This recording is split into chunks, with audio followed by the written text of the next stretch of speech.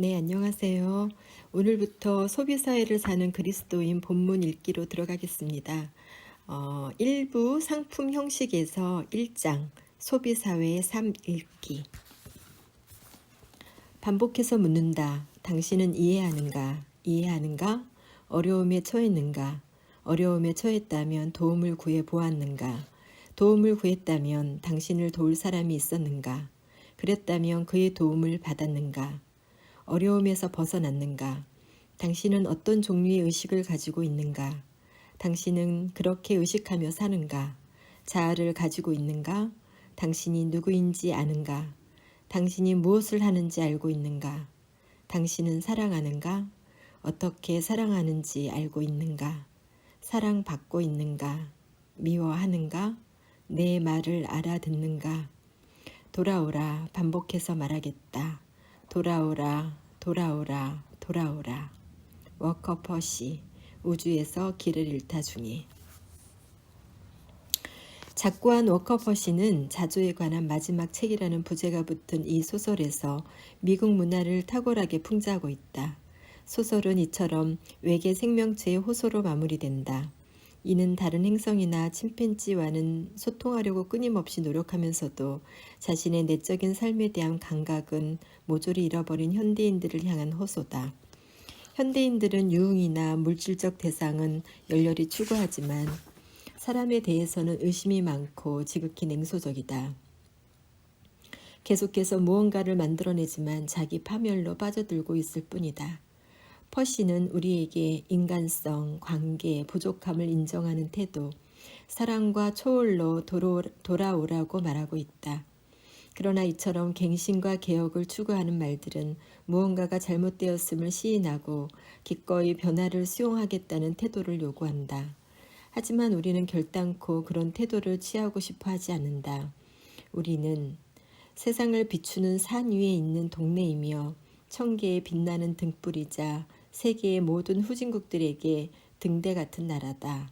여기에서 나라는 미국을 이야기하는 거겠죠.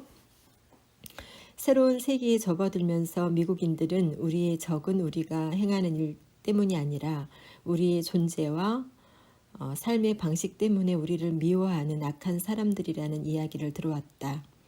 그런 우리가 과연 우리 자신을 돌아보거나 돌아오거나 회개해야 할 필요가 있겠는가? 뿐만 아니라 우리의 문화적 의식 전반이 자아와 인간성의 상실을 조직적으로 심화시킨다. 우리는 어느 쪽을 향해 눈을 돌리든 우리 자신을 향해서든 다른 이들을 향해서든 우리 사회 전체를 향해서든 엄청난 물질적 대상이 인격적 실체를 납득하는 곳에서 살고 있다. 물질을 생산하거나 구매하거나 모으거나 물질과 관계된 그 모든 상황 속에서 말이다. 소비사회는 형성체계다. 그 사회는 우리와 우리의 행동을 만들어 가기 때문이다. 또한 그것은 정보체계이기도 하다. 그 사회는 우리의 정체성과 우리가 사는 세상이 어떤지를 알려준다. 우리는 삶의 모든 측면에서 소비사회의 영향력을 감지할 수 있으며 각 측면은 다른 측면들을 서로 대울림하기도 하고 반영하기도 한다. 개인의 잃어버린 자아는 상호성 및 관계의 해체와 짝을 이룬다. 인격과 관계의 파괴는 사회 전반의 타락을 통해 특히 소외된 사람이 겪고 있는 고통을 외면하려는 태도를 통해 인간의 욕망을 소유의 축적과 연결시키는 방식을 통해 사회와 경제에도 고스란히 그 영향을 미친다. 우리의 문화생활을 이루는 텍스트, 책, 매체, 잡지, 신문, 우리가 영웅으로 떠받드는 이들을 살펴볼 때 난처한 결론에 이를 수밖에 없다. 바로 인간의 종언이다. 포스트 모던 사상가들이 떠들썩하게 이야기하는 해체된 인간의 자아란 결국 인격이 사라진 소비주의적 생활 방식을 철학적으로 표현한 말일 뿐이다. 내적 공허함. 트럼프를 잘 아는 한 사람은 그 이유를 알고 있다. 이 사람은 트럼프가 그의 감정이나 정체성을 거의 인식하지 않는 탁월한 협상가라고 말한다. 트럼프는 일종의 블랙홀과 같아서 그 빈 공간은 그가 무슨 일을 하든 결코 채울 수 없다. 트럼프의 동료인 그는 트럼프가 이 블랙홀을 메우려고 점점 더 큰 프로젝트를 벌이겠지만 결국에는 하워드 휴즈처럼 독방에서 홀로 살아가는 백만장자가 될 것이라고 예상했다. 1989년 1월 16일자 타임지에서. 다시 말해서 무엇을 먹는가, 무엇을 건설하는가, 무엇을 구입하는가가 우리의 본질이다. 타임 광고, 애드버타이징 에이지, 1985년 7월 22일자. 사람들이 자기 주머니를 잔뜩 채우는 미국의 꿈을 뒤쫓을수록 그들의 자아와 영혼은 더 공허해질 뿐이다. 우리의 소비 문화에서는 자긍심과 사랑받을 자격을 돈으로 구입해서 불안을 이겨낼 수 있다고 끈질기게 가르친다. 대중매체와 광고, 유명인을 추종하는 문화를 통해 사회 곳곳에 만연해 있는 메시지는 우리가 자신을 부의 상징으로 포장할수록 더 괜찮은 사람이 될 수 있다는 것이다. 리차드 라이언과 팀 캐서, 물질주의의 값비싼 대가 서문 중에. 더 아름다운 당신을 창조하세요. 복부 성형, 쌍꺼풀 수술, 가슴 확대 성형, 얼굴 주름 제거, 얼굴 박피, 이마 주름 제거, 가슴 성형, 코 성형, 지방 흡입, 레이저 시술, 미세 박피술, 보톡스, 성형수술 광고, 텍사스 먼슬리 중에서 2002년 1호로. 도널드 트럼프는 우리가 처한 딜레마를 가장 극명하게 보여주는 사례라고 할 수 있다. 즉 우리의 정체성의 근거를 외적인 소유나 승리에 둘수록 우리가 구입한 물건에 우리 이름을 써 붙일수록 겉모습과 스타일에 집착할수록 내적 실제는 점점 더 줄어든다. 우리는 뉴욕타임스 경제면 기사에 나온 성공이 주는 이상한 고통이라는 현상을 겪고 있다. 우리 시대에 가장 성공하고 가장 큰 업적을 이룬 사람들은 심리치료사들에게 자신에 대한 의식을 전부 잃어버렸고 성공한 자신이 결국은 사기꾼일 뿐이며 돈이 그들의 가치를 나타내는 주된 상징이 되었다고 말한다.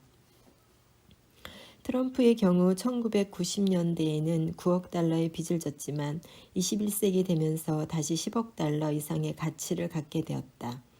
2004년에 그는 대기업 간부를 꿈꾸는 사람들이 그에게 인정받기 위해 서로 경쟁하는 백수 탈출 성공기라는 리얼리티 쇼를 진행하기도 했다. 소비하는 자의 가면을 벗기면 끔찍한 부재가 드러난다. 그 존재에는 아무런 실체가 없다. 겉모습, 외명 광고에 따르면 모든 것이 되어버린 멋있어 보이는 것 외에는 아무것도 남지 않는다. 그 아래에는 구멍이 있는데 더 이상 생산하거나 소비하거나 광고하거나 구매하지 않게 될 때 우리는 고독함 속에서 이 끔찍한 구멍을 발견한다. 자아의 죽음은 스스로 목숨을 끊기 훨씬 전에 무엇을 먹는가, 무엇을 건설하는가, 무엇을 소비하는가가 우리의 본질이라는 신화가 우리 마음속에 자리 잡는 바로 그 순간에 일어난다. 인간으로서의 나약함, 무방비 상태, 피조물로서의 실존에 대한 두려움은 소비사회 속에서 여러 가지 방식으로 표현된다. 각기 다른 이 사례들의 이면에는 우리 참된 자아, 우리의 인간적 한계, 우리의 정신적, 신체적 부족함을 거부하려는 모습이 숨어 있다. 이런 모습은 젊은이들, 특히 여성들이 경험하는 우울증과 자기 거부에서 나타난다. 1980년대 말 프린스턴 대학교에서 행한 한 연구 결과에 따르면 10대 소녀 4명 중 하나가 극심한 우울증에 빠져 있다고 한다. 이상하게도 쇼핑과 머리 가꾸기, 화장하기에 더 많은 시간을 보내는 소녀일수록 더 우울해하는 경향이 있었다. 자기 거부는 우리 삶의 중독 성향에 내재해 있으면서 이를 은밀히 부추긴다. 그는 죽도록 술을 마신다. 혹은 1년에 40만 명을 죽음에 이르게 하는 것으로 추정되는 흡연의 경우 그녀는 죽도록 담배를 피운다. 텔레비전이 우리의 감정에 약물 치료를 행하고 우리의 감수성을 무디게 하며 우리의 내적인 삶을 마비시킨다. 우리들은 고등학교를 마칠 때까지 평균 1만 9천 시간 동안 텔레비전을 보는데 이는 교실에서 보내는 시간보다 더 긴 시간이다. 우울증이 심할수록 더 오랜 시간 텔레비전을 시청하는 경향이 있다. 레블 마더즈의 웹사이트에는 1999년에 심리학자인 앨런 캐너와 팀 캐서가 아이들에게 그 물건을 살 때까지는 자신이 부적절하다고 생각하도록 유도하는 광고의 위험성을 경고하는 내용이 나온다. 이를 통해 광고는 즉각적 만족과 물질적 부에 집착하는 천박한 소비사회를 형성하는 데 기여한다는 것이다. 고독한 자아로부터의 도피는 일에 대한 강박, 무언가를 생산하려는 조급함으로 나타나기도 한다. 우리는 시간이 모자란다는 역설적 감성을 느끼면서 현재를 살기를 힘들어한다. 펜실베니아 주립대학교의 제프 갓베이 교수는 우리가 시간을 절약하고 빌려주고 관리하고 잃어버리고 죽이는 놀라운 방법들을 고안해냈지만 정작 혼자 지내는 법을 모른다고 말했다. 미국에서는 자신의 활동으로 자신을 규정하려 하지 자신이 고정된 정체성을 가지고 태어났다고 생각하지 않는다. 그래서 자신의 활동이 자신이 누구인지를 드러내는 광고판이 된다. 내적 감정을 회피하는 다양한 방법들, 우리의 의식을 이미지와 충동과 소음으로 가득 채우는 모습, 열심히 무언가를 생산해야만 한다고 생각하는 태도, 얼마나 돈을 많이 버는가가 우리의 정체성을 규정한다고 진지하게 생각하는 모습, 이 모든 것이 내면 세계를 상실하고 잃어버렸음을 보여주는 증상이다. 깨어진 관계. 1980년대에 사람들은 획득하는 것, 즉 부와 권력과 명예를 획득하는 것에 관심을 쏟았다. 나는 대부분의 사람들보다 더 많은 부와 권력과 명예를 획득했다. 하지만 원하는 모든 것을 얻었는데도 여전히 공허함을 느낀다. 가족과 조금 더 시간을 보낼 수 있다면 어떤 권력이라도 못 내놓겠는가. 친구들과 더불어 보내는 저녁 시간을 위해 무슨 대가인들 못 치르겠는가. 나는 치명적 병에 걸리고서야 이러한 진리를 직시할 수 있었다. 하지만 이것은 무자비한 야망과 도덕적 타락에 빠져있는 이 나라가 배워야 할 진리이기도 하다. 1990년대 이 나라를 누가 이끌지 모르겠다. 그러나 누구든 미국 사회 한가운데 있는 이 영적 진공 상태, 이 영혼의 종양에 관해 이야기할 수 있어야 할 것이다. 리 에드워터의 마지막 선거운동, 라이프지 1991년 2월호. 당신의 일을 하라. 자신만의 행복을 찾으라. 권위에 도전하라. 원한다면 그대로 행하라. 복종하는 자세를 버리라. 당신의 가치를 남에게 강요하지 말라. 당신의 권리를 주장하라. 당신의 사생활을 보호하라. 세금을 감면하고 회사 간부들의 급여를 인상하라. 이런 정서가 현대 미국에서 가장 극명하게 표현된 경제적, 사회적 개인주의의 핵심이다. 데이비드 마이어스, 미국의 역설 중에서. 사람들이 배우자와 시간을 보내기보다 컴퓨터 앞에 앉아있기 때문에 이혼하는 부부들이 많다는 농담을 하곤 했다.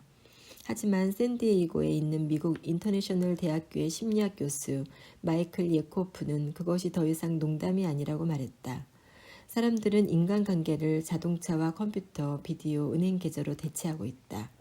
기술 발전과 돌봄의 쇠퇴 중.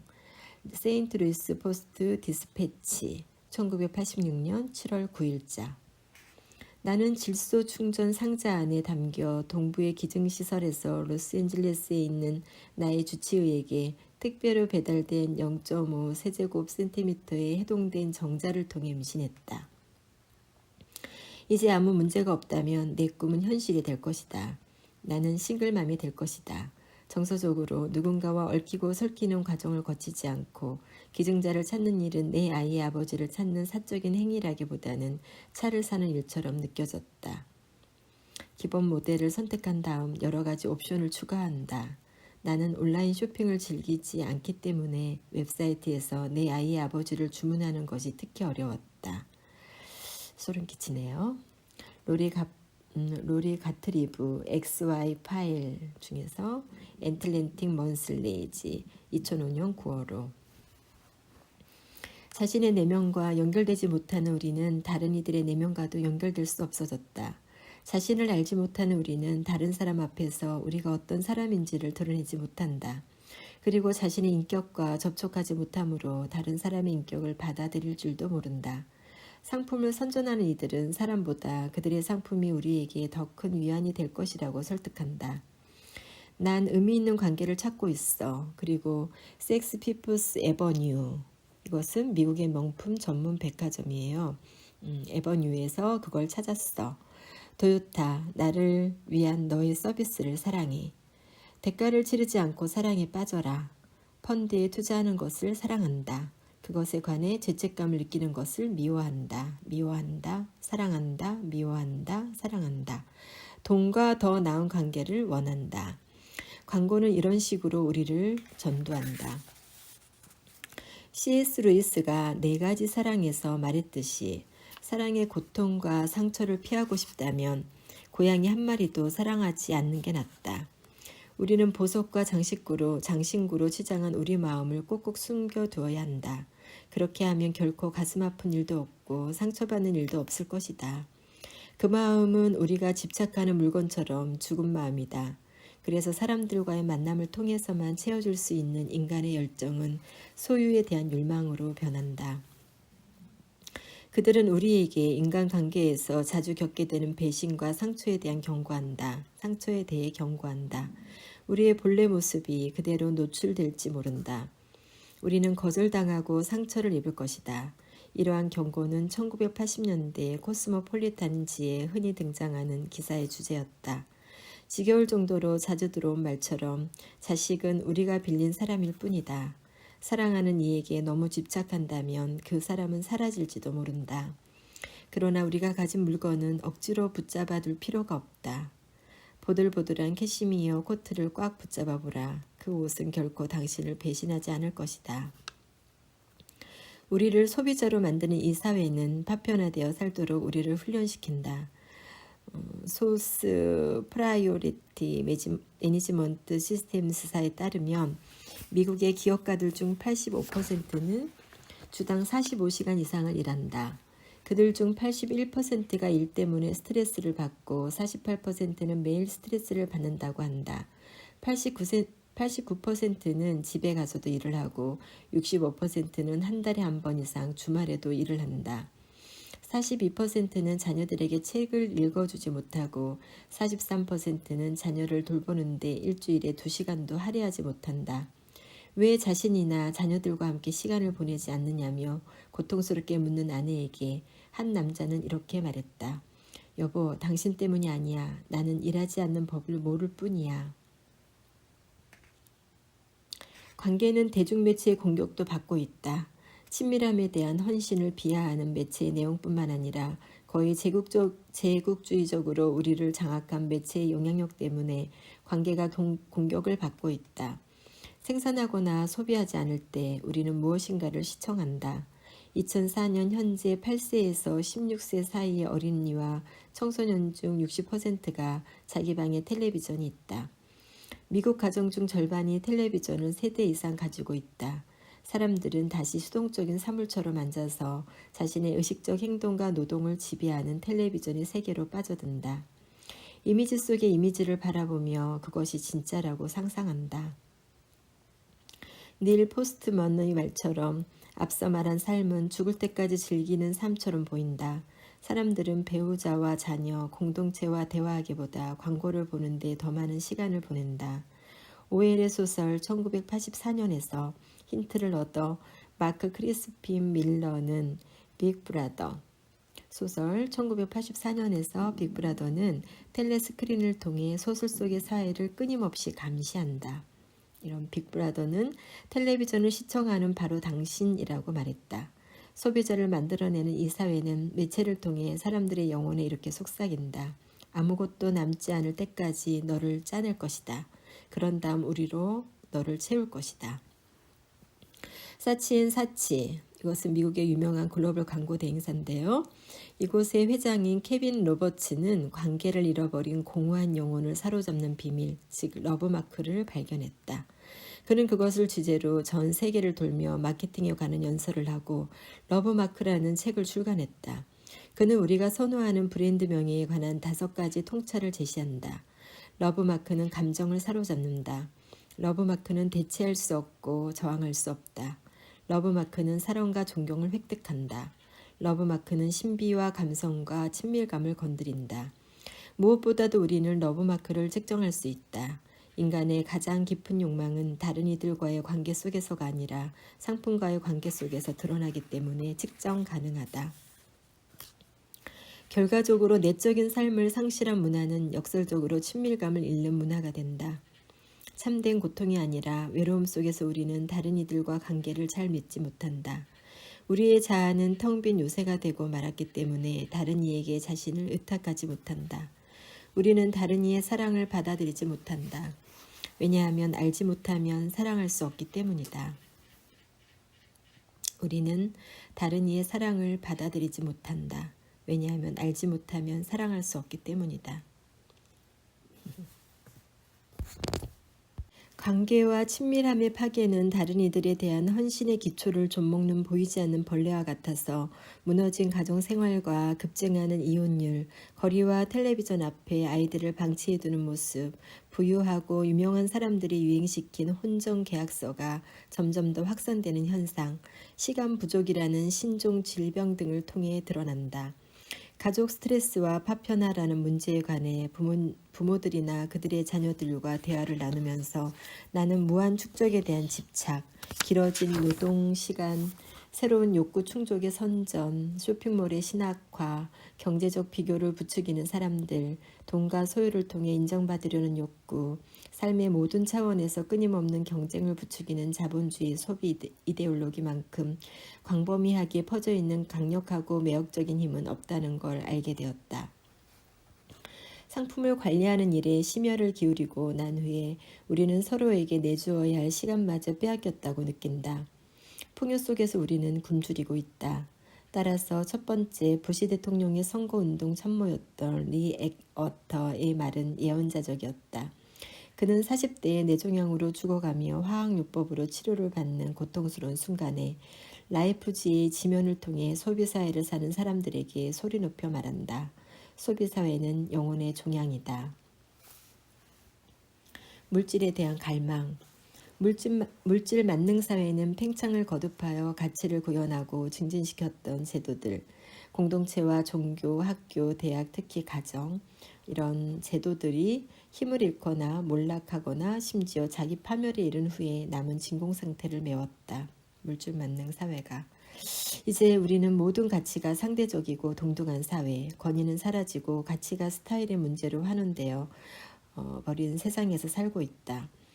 비자의 회장이었던 디호크는 이렇게 말한다. 사람들은 돈을 더 가치 있는 것으로 여기는 게 아니라 돈 이외의 다른 것을 무가치한 것으로 여긴다. 그들이 더 탐욕스러운 게 아니라 탐욕을 제어할 다른 가치가 더 이상 남지 않았다. 펜실베니아 대학교의 사회학자 E.D. 볼첼은 말한다. 가치 있는 것이 사라질 때 돈이 중요해진다. 마이런 매그닛, 물질 만능 사회, 포춘지 1987년 7월 6일자. 지금 우리는 소비주의 정점이 와 있다. 많은 사람들은 더 이상 우리의 아버지들이 가질 수 있었던 것을 가질 형편이 안 된다. 그것은 집을 사고 자녀들을 교육시키는 것. 하지만 상당수가 현실적으로 그 외의 모든 것을 구매할 수 있는 여력이 있고 그 구매 행위 자체를 삶의 목적으로 삼는다. 이를 위해 우리는 쇼핑몰을 건설해서 한 지붕 아래에 수많은 가게들을 모아둔다. 비나 눈을 피할 수 있고 결코 해를 볼 수 없으며 나무나 샘으로 장식을 해둔 곳, 다른 사람들의 눈치를 보지 않고 하루 종일 시간을 보낼 수 있는 곳 말이다. 캘리포니아에서는 자동차 범퍼에 나는 쇼핑한다, 고로 나는 존재한다 라고 적힌 스티커를 붙이고 다닌다. 요즘은 이 말이 농담이 아니라 진단처럼 들린다. 소유욕의 세대, 1980년대 월스트리트 저널의 부록에서 써졌습니다. 1960년대 거대 정부의 자유주의와 비교할 때 부시 대통령의 보수주의 노선의 본질이 훨씬 더 분명해진다. 부시 대통령은 정부의 권력을 이용해서 부를 재분배하는 일을 하지 않는다. 즉 정부 자금으로 나태한 사람들에게 보상금을 지급하거나 가난한 이들을 돌보지 않는다. 더욱이 유럽의 기준에 의하면 미국 정부는 그 가능성이 상당히 축소되어 있다. 위대한 사회 이후 약 40년이 지난 지금까지도 미국에서는 국영 건강보험이 없다. 대학 교육을 받기 위해 학생들은 1년에 $40,000에 이르는 등록금을 내야만 한다. 산모들은 출산 휴가를 불과 몇 주밖에 받을 수 없다. 존 미클스웨이과 에드리언 울드리지, 기운내라 보수주의자들이여, 당신들은 아직도 이기고 있다. 월스트리트 저널 2005년 6월 21일자. 내적인 삶을 잃고 관계에 굶주린 사람들로서 우리 안에 있는 공허와 관계의 부재를 다른 무언가로 메우려는 것은 논리적으로 지극히 당연하다. 물질 만능 사회라는 제목의 포춘지 1987년 7월호 표지 이야기는 소비사회 가운데 자리 잡고 있는 실존적 갈망을 폭넓게 다루었다. 돈이 현대의 모습을 가장 잘 드러내는 화신이다. 돈이라는 마법에 매혹된 1980년대 미국인들은 물질주의라는 무도병에 걸려 온몸을 꿈틀거렸다. 돈이라는 이글거리는 태양 아래 다른 모든 가치는 희미하게 빛날 뿐이다. 종교의식과 연결된 비유도 적절하다. 소비자 연구 저널 1989년 6월호에서 지적했듯이 소비자의 행위에서는 성과 속이 하나가 된다. 종교가 세속화되자 구매와 소비가 성스러움을 경험하는 매개차가 되었다. 사람들의 마음속에 있는 무한한 갈망이 가장 새롭고 가장 좋고 가장 값비싼 끊임없이 품질이 향상되는 상품에 투사된다. 쇼핑몰은 소비의 대성당이다. 영어는 켈빈 클라인의 향수병 안에 담겨 있고 무한은 일본의 자동차 안에 들어있다. 사람의 마음은 더 이상 초월적이고 인격적이신 하느님이 거하시는 보좌가 아니고 더 이상 삼위일체를 본받아 다른 이들을 알아가고 사랑하지 않는다. 부의 약속에 닷을 내리고 심지어 그 사슬에 묶일 때까지 우리의 마음은 불안하다. 그러므로 가장 중요한 것은 축적이다. 포춘의 기사는 사람들이 175달러짜리 테니스화와 4만 달러짜리 모피코트, 4,000달러짜리 장난감 벤치에 열광한다고 지적한다. 1967년 미국의 대학 신입생 중 40%가 잘 먹고 잘 사는 것이 중요하다고 생각한 반면 80%는 의미 있는 삶의 철학을 개발하는 것이 중요하다고 생각했다. 하지만 80년대 이르면 그 수치가 역전되었다고 전한다. 돈과 부를 삶의 가치 중 하나로 여기는 게 아니라 삶의 유일한 가치로 여긴다. 게다가 돈과 부를 더 많이 소유하는 것이 인생의 유일한 목표가 되었다. 많은 사람들이 성공했다. 1990년에 100만 장자의 수가 130만 명이 넘었는데 이는 1970년에 비해 6배 증가한 수치다. 1963년에는 미국의 부유층 최상위 1%가 미국의 부 31.8%를 소유했지만 20년이 지난 후에는 34.4%까지 차지했다. 케빈 필립스가 부자와 빈자의 정치학에서 지적했듯이 미국에서 부의 축적은 이제 겨우 시작일 뿐이고 부는 중산층과 빈민층으로부터 가장 부유한 계층으로 재분배되고 있다. 월스트리트 저널의 보도에 따르면 2005년에 100만 장자의 수는 750만 명을 넘었다. 포브스는 억만 장자의 수가 거의 700명에 이른다고 보도했다. 새로운 세기가 시작된 지금 최상위 1% 부자들의 세후 수입이 하위 40%의 수입보다 더 크다는 사실은 주목할 만하다. 미국에서 가장 부유한 280만 명의 수입이 가장 가난한 1억 1천만 명의 수입보다 더 많다. 이에 대한 부시 대통령의 해법은 세금 감면이었다. 하지만 2005년 6월 5일자 뉴욕타임스의 분석 기사에 따르면 이 감세 정책을 통해서 가장 많은 혜택을 입은 사람들은 부유한 사람들이었다. 더 많이 가지려는 갈망은 고립된 개인주의의 강력한 힘과 결합하여 우리의 연대의식을 약화시킨다. 자본주의적 자유의 가르침은 개인의 선택을 한없이 칭송하는 사회에서 돈을 벌고 쓰는 이른바 자수성가한 사람들에게 큰 호소력을 지닌다. 하지만 그로 인해 민주주의 시민사회는 큰 대가를 치러야 한다. 미국의 재무장관을 역임했던 로버트 주비는 2001년과 2003년에 연소득이 20만 달러 이상인 사람들에 대한 세금 감면을 철회하고 최상층에 유리한 상속세 개혁안을 폐지하는 대신 지속적으로 추진한다면 75년 동안 사회보장 예산의 부족분을 충당할 수 있을 것이라고 추산했다. 그러나 우리의 지도자들은 돈을 어떻게 써야 하는지는 우리가 가장 잘 안다고 주장해왔다. 그러나 문제는 우리라는 것이 과연 존재하기는 하느냐다. 그러므로 월스트리트 저널의 칼럼은 보수주의자들에게 기운 내라고 말한다. 당신들은 아직도 이기고 있다. 미국은 나태한 사람들에게 보상금을 지급하지 않는다. 더 이상 가난한 이들을 돌보지도 않는다. 정부는 조직을 축소했다. 미국은 국영 건강보험이 없다. 대학교들은 학생들에게 1년에 4만 달러의 등록금을 걷는다. 산모들은 출산 휴가로 불과 몇 주밖에 쉴 수 없다. 온정적 보수주의가 이런 것이라면 도대체 생명을 지지하는 문화, 그것이란 무엇을 뜻하는 것일까? 비인간화라는 불의. 미국의 어린이들은 하루 평균 3, 4시간 텔레비전을 시청한다. 텔레비전은 가치관 형성과 행동 발달에 지대한 영향을 미친다. 불행히도 오늘날 많은 텔레비전 프로그램이 폭력적이다. 텔레비전 프로그램의 폭력이 어린이와 10대에 미치는 영향에 관한 수백 가지 연구에 따르면 아이들은 폭력의 두려움에 면역이 되고 점차 폭력을 문제 해결의 한 방법으로 인정하게 되며 텔레비전에서 본 폭력을 모방하고 희생자나 가해자와 같은 특정 등장인물과 자신을 동일시할 수 있다. 미국 아동과 청소년 정신의학회지 1999년 4월. 전혀 새로운 방식으로 당신의 회사 동료들을 위협하라. 혐오 광고 문안 2005년. 그들의 나라로 쳐들어가 지도자들을 죽이고 그들을 기독교로 개종시켜야 한다. 우리는 히틀러와 그를 따르던 고위 관리들을 찾아 처벌할 때 꼼꼼히 절차를 따지지 않았다. 우리는 독일의 도시를 융단 폭격했고 민간인들을 죽였다. 그것은 전쟁이었다. 그리고 이건 역시 전쟁이다. 앤 쿨터, 통신사에서 언급한 9.11 테러 공격에 관한 특약 칼럼 2001년 9월 13일자. 내적 인격을 상실하고 자기 파괴적 소비와 생산에 몰두하는 사람은 남에게 상처를 준다. 그들은 소비자와 소유자로서 자신들의 만족과 본질을 위한 기능으로 사람들을 대한다. 플라톤식으로 말하자면 이러한 인격적 관계적 현실은 국가와 사회로 확대된다.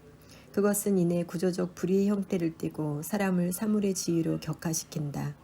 개인과 관계 영역에서의 비인간화는 이제 사회적, 정치적 세계 속에서 보편화된다. 우리가 접하는 매체에는 폭력과 범죄가 자주 등장한다. 쿠엔틴 타란티노의 영화 킬빌이나 토요일 아침 텔레비전에서 방영하는 만화와 프로레슬링, 갱스터 랩 비디오는 양식화된 폭력을 보여주는 한편 케이블 뉴스에서는 아동 살해, 유명인의 살인, 성추행, 배우자 살인 등에 관해 보도한다.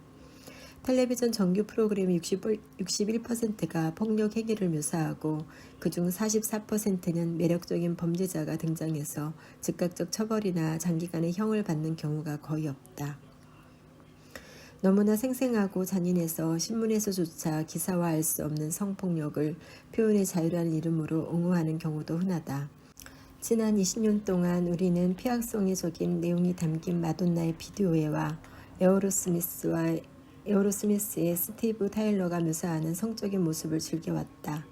로버트 매플소프는 채찍으로 고문하는 남자와 에이즈 확산의 주된 원인이 되는 성적 행위를 묘사했음에도 불구하고 사람들은 그의 사진전을 과감하고 도발적이라고 지켜세웠다. 새로운 세기에 이르러 보고에 실린 성과 악을 넘어서라는 제목의 기사는 주류 문화에서 묘사하는 피약성애를 찬양했다. 사진미술관의 큐레이터는 헬무트 뉴턴의 영향력에 경탄했다. 헬무트 뉴턴은 독일계 사진작가로 피약 성향의 에로티시즘을 표현한 사진으로 유명하다. 마치 그의 통찰력이 미래를 위한 일종의 전략이기라도 한 것처럼 문화 전반이 그를 추종하게 되리라고 누가 예측할 수 있겠는가. 모두들 쇠사슬과 스틸레토 힐을 드레스와 함께 착용하고 피약 성애를 패션의 일부로 수용하게 될 줄 누가 예상할 수 있었겠는가. 인간의 존엄성과 위험을 부인하는 태도는 지정학을 살펴보아도 분명히 드러난다. 한 보수적인 칼럼니스트는 시아파 마을을 공격해 500대 1의 비율로 민간인을 더 많이 학살해서 아랍의 테러 분자들에게 복수해야 한다고 말했다. 그런 주장에 대해 어느 누구도 분노하는 모습을 찾아볼 수 없었다. 그는 교회에서 출교되거나 정계에서 조롱을 받지도 않았다. 왜냐하면 그의 논리가 사회적으로 용인되기 때문이다. 아랍인들을 죽여도 괜찮다는 외교 정책은 토크쇼에 전화로 참여하여 모든 아랍 국가들을 재떨이로 만들어야 한다고 말한 시청자의 말과 개를 같이 한다. 세계무역센터가 끔찍하게 파괴된 이후로 예전에는 미국이 채택할 정책이라고 생각할 수도 없었던 폭력 행위가 이미 실행되고 있거나 고려 중이다. 악한 자들의 위협 아래 일부 평론가들은 그들의 입장이 얼마나 잔인한지를 새롭게 드러냈다. 타임지는 랜스 무로우가 쓴 분노와 보복의 정당성이라는 기사를 실었다.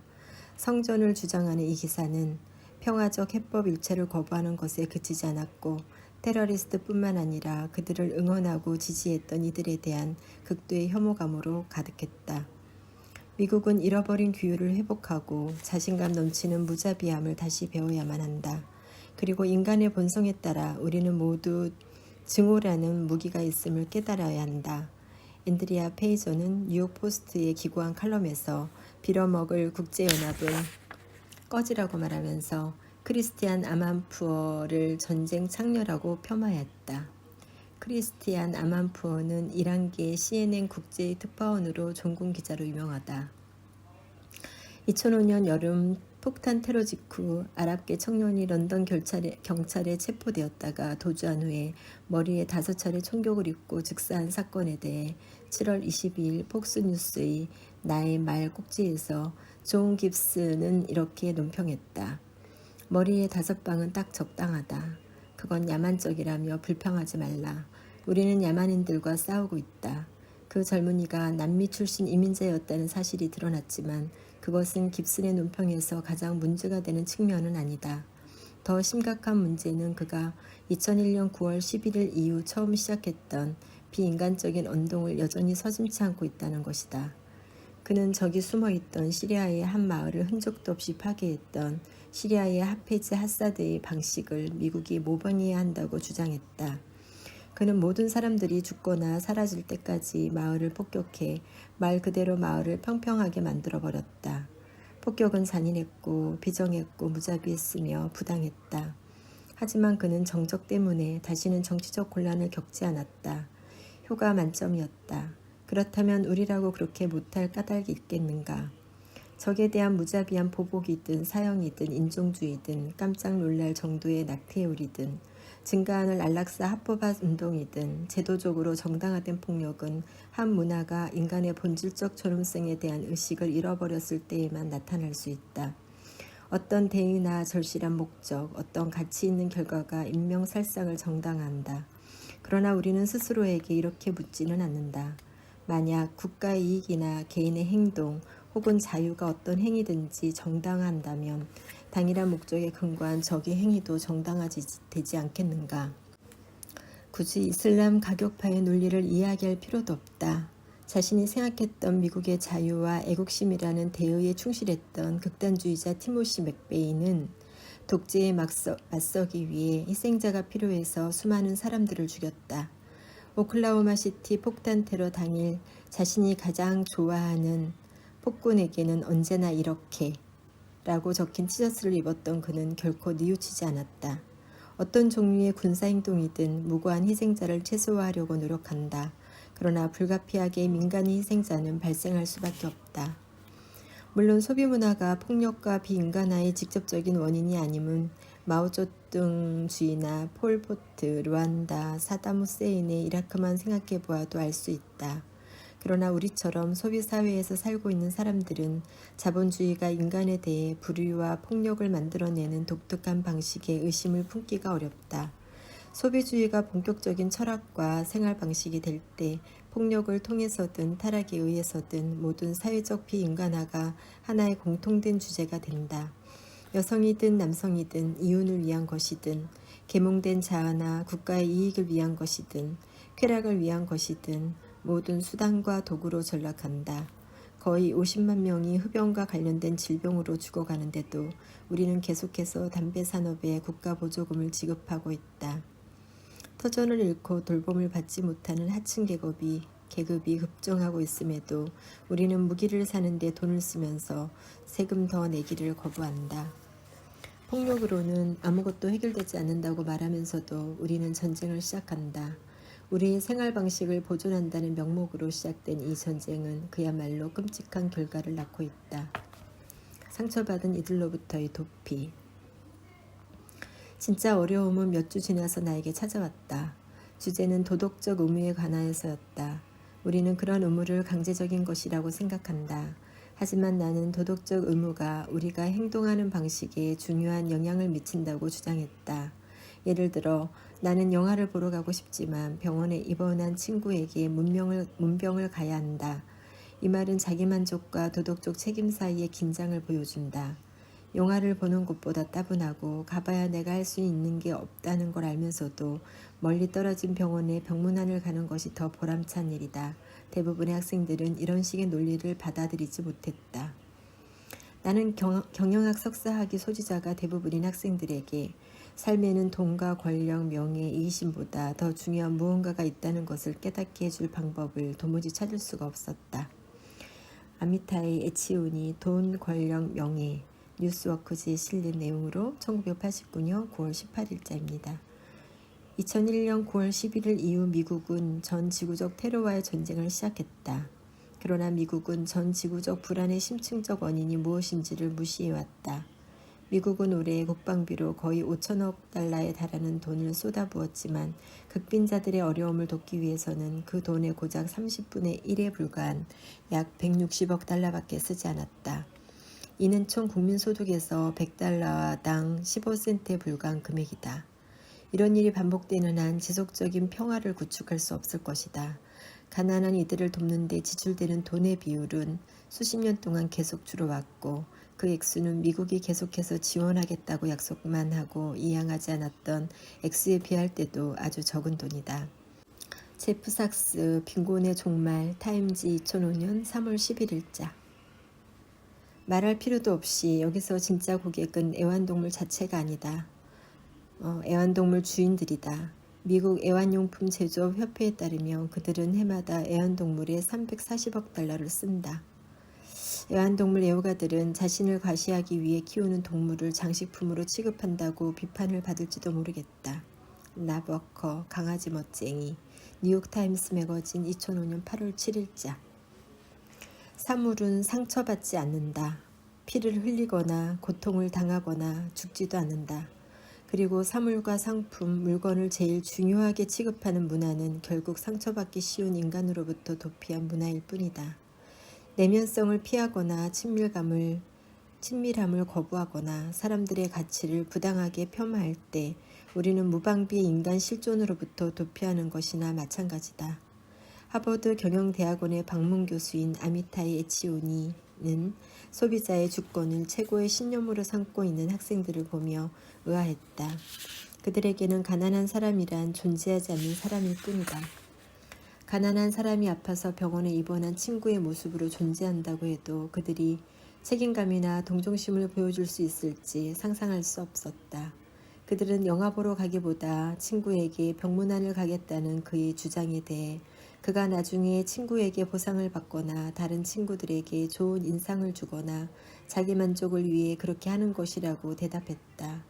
그들은 인간의 행위 안에 있는 고결한 것도 결국에는 천박한 동기로 환원시켰으며 도덕의 존재 자체를 부인했고 도덕의 중요성을 평가절하했다.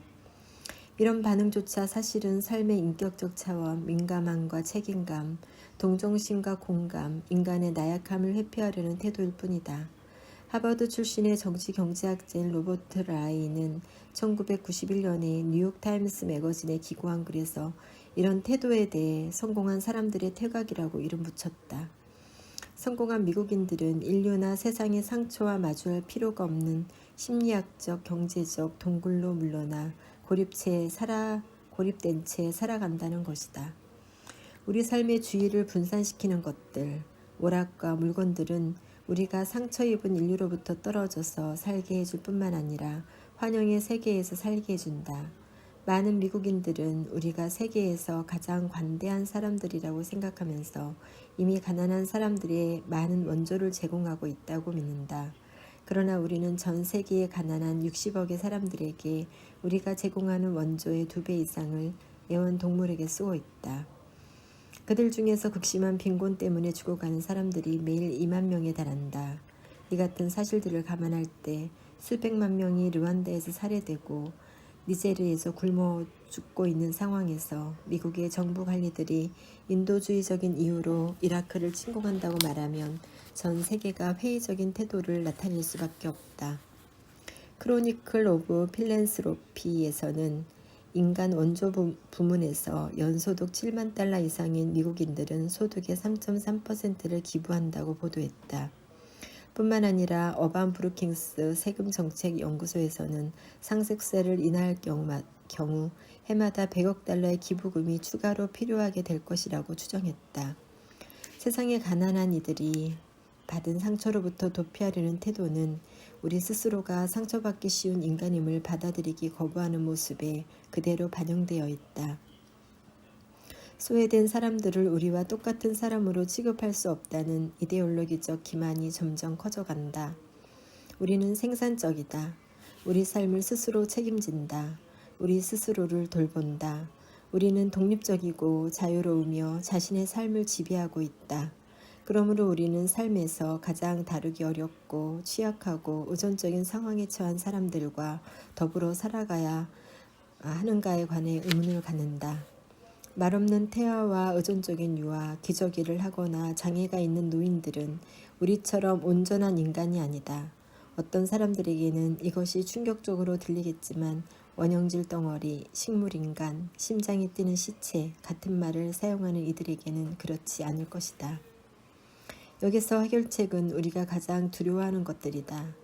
바로 갑옷을 벗는 것, 눈을 뜨고 상처 입은 이들을 바라보는 것, 소비자의 꿈이 기껏해야 거짓 약속이었고 최악의 경우 악몽일 뿐이었음을 깨닫게 해주는 이들의 말을 가슴에 새기는 것이다.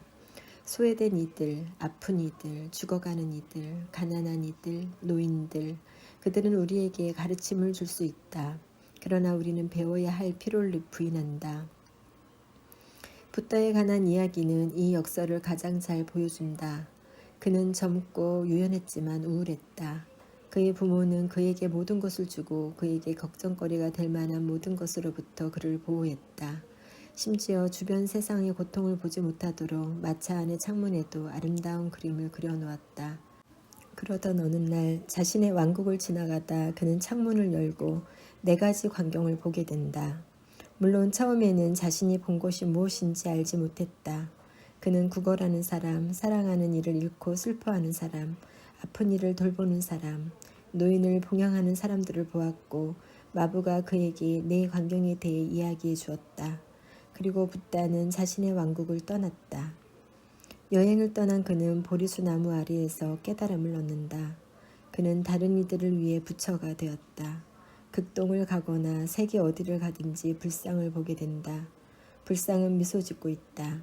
인간의 연약함을 깨달은 그는 더 이상 우울하지 않다. 붓다의 이야기를 우리 자신의 이야기로 받아들일 수 있을까? 기쁨이 없는 경제 속에서 살아가는 사람들이 사회에서 소외된 사람들에게 마음을 열고 그들을 경험적으로 알게 될 때 깨달음을 얻을 수 있지 않을까? 인간의 실존으로부터 우리를 제도적으로 소외시키는 마지막 요인은 가난하고 상처 입은 이들의 절규를 듣지 않는 우리들의 태도다. 우리 자신에게로 돌아가고 우리의 인간됨으로 돌아가라는 광야에서 외치는 워커 퍼시의 목소리는 내적인 삶을 재발견하고 사람들과의 관계를 새롭게 하고 단순함이 주는 기쁨을 새롭게 인식하고 정의에 대한 우리의 열정을 재발견하라고 촉구하는 데 그치지 않고 세상에 소외된 사람들에게 우리의 마음을 다시 열어야 한다고 말하고 있다. 소비사회와 그 가치가 우리 삶을 구성한 이유로 우리가 직면한 문제는 실타래처럼 얽히고 설켜 있다. 우리가 경험하는 모든 부분을 공허한 의미나 목적과 연결시키는 소비주의는 거대한 의미를 지닌 무언가가 되었다. 소비주의는 사실상 하나의 종교로 자체의 철학에 의해 지탱되며 우리의 행동을 지배하는 이론이 된다. 이러한 통찰은 우리가 인식하고 의지하고 행동하는 방식과 관련하여 인격적인 삶이 왜 이렇게 흉측한 모습으로 변했는지를 이해할 수 있게 해준다. 뿐만 아니라 그리스도를 만나고 그분이 저마다 독특한 인격적 실존을 지닌 사람들을 구속하셨다는 사실을 깨달을 때 우리 자신의 삶과 타인의 삶뿐만 아니라 사회적, 정치적, 경제적 세계에 총체적으로 반응하며 살아야 한다는 사실을 깨닫게 된다.